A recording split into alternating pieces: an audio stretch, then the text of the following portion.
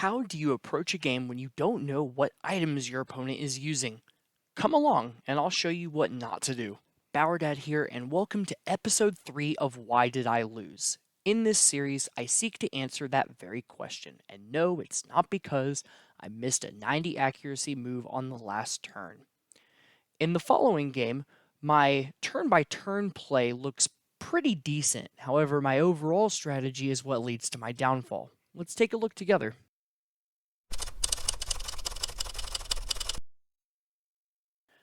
My opponent opens up with Gudra and Tapu Fini to my Kyogre and Regieleki. I sped this next part up pretty significantly. I used almost my entire turn timer figuring out what to do. One of the key things that I was wondering is whether or not Gudra is holding weakness policy. You'll see me tentatively select Ice Beam.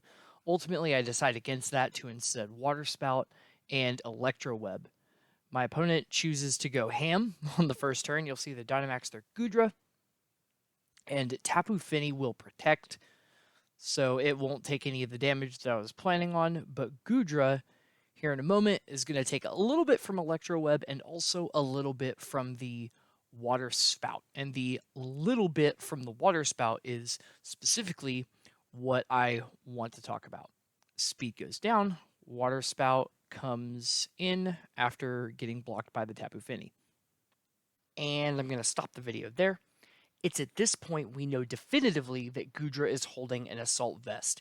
Even with full special defense and HP investment and nature, Gudra should be taking more damage than this. So we know that Gudra has to be holding an Assault Vest. You might be saying, Bowerdad, isn't that a little bit too specific of a calculation to know? Maybe so. However, the evidence is still in our favor of Gudra wearing an assault vest, even if we don't know the exact calculation. First of all, the most common usage statistic for Gudra is that they are holding assault vest over 90% of the time. Weakness policy is a rare exception, and I think it should be treated as such. We should assume that the Gudra is holding an assault vest. Additionally, there's another key piece of information we can use. If we look at the team select at the beginning of the game for my opponent, they have no reliable, consistent way to activate Gudra's weakness policy. And a huge majority of teams that have a weakness policy holder on them have some way to activate it themselves. You don't really see that with this team, which is another reason that we can assume it's going to be an Assault Vest Gudra. Let's get back to the game. At the end of this turn, we come back for Gudra to fire off its Max Wormwind. Regieleki takes about half of its health. We come into the next turn, and again, there's just a lot of hesitation with me deciding what attack I'm going to use. I eventually decide that I will Water Spout a second time, and that Regieleki will cast Light Screen in order to avoid getting KO'd by Gudra's next attack should it decide to attack Regieleki again. Light Screen goes up. Here's the Water Spout. Deal a little bit of damage. Tapu Fini takes a good chunk, but not quite enough. Tapu Fini will tack on some damage and reduce speed with the Icy Wind, and then Gudra comes in with a Max Lightning, gonna do a pretty good chunk of damage to Kyogre.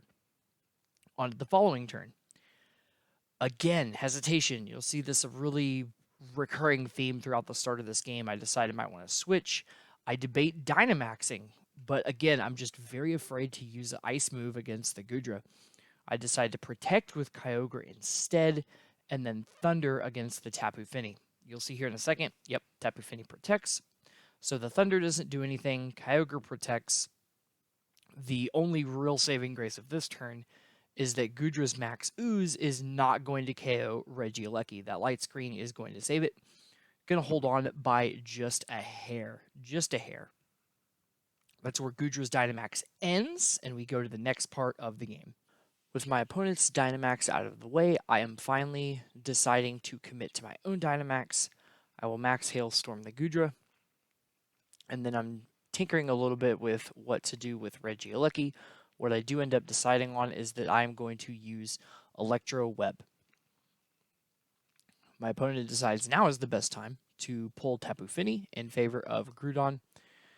Now, when thinking about what I could have done with my Regieleki instead, I could have done Thunder, but it would have been a 50-50 coin flip on the Gudra thanks to the Sun.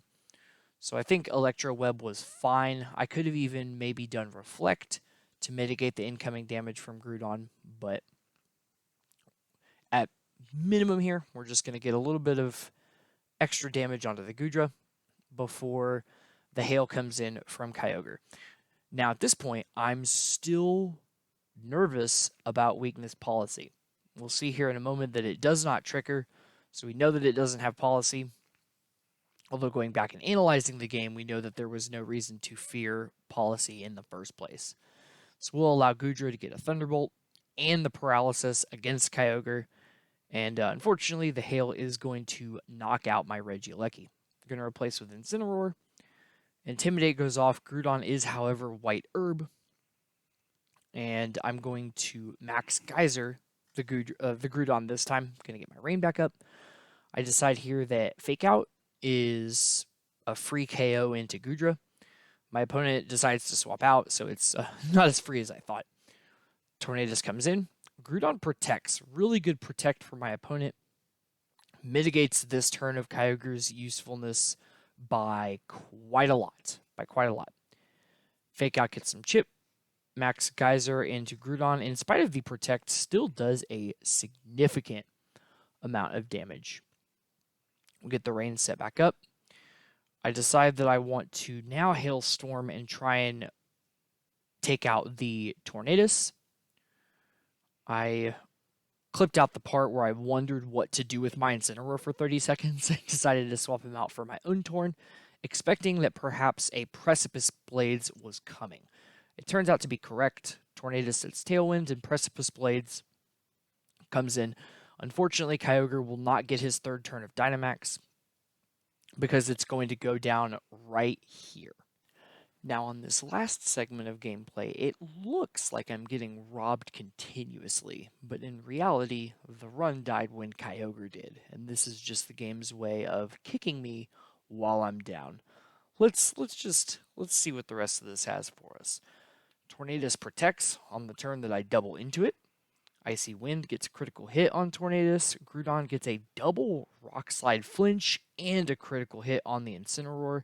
And Incineroar flinches one more time before giving me the big fat L. Time for review. Why did I lose? First and foremost, I got too caught up in the idea of whether or not Gudra had weakness policy when the evidence was clear it did not.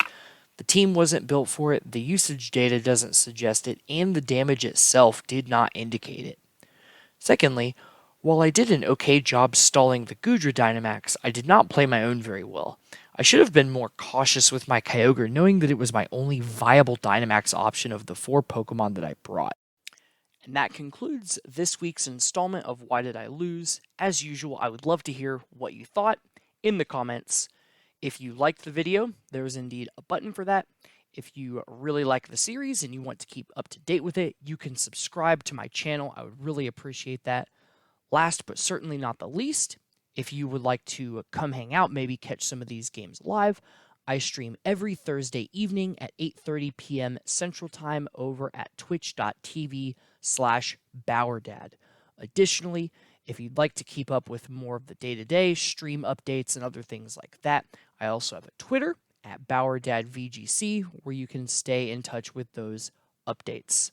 I hope everyone has a great rest of their day, and I will see you next week.